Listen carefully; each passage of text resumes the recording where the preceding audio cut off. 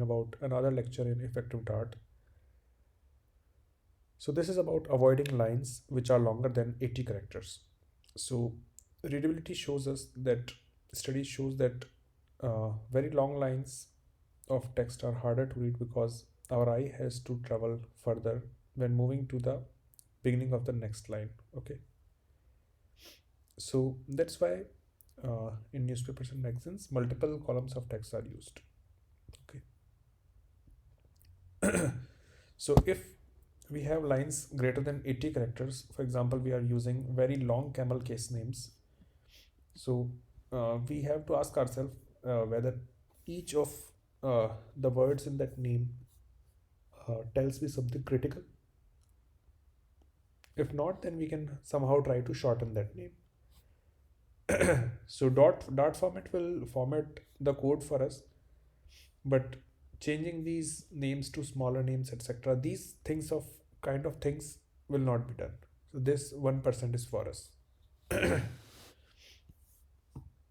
So within 80 columns we have to fill our uh, string names basically. So these things we have to do manually still. So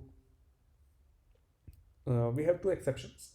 If there is a URI which can be even very bigger, okay, usually in import or export we have some URIs, right? So that can cause our line to go over 80 characters, okay, but that is still fine because it makes us easier to search source files for a path. And second is if we have multi-line strings which are containing lines longer than 80 characters, because new lines are significant inside a string, okay, and if we move the lines into shorter ones, that can somehow alter our program. So in that case we have to avoid this.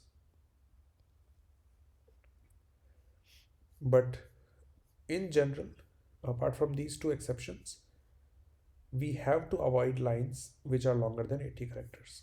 So hope you like the video. Thank you, friends.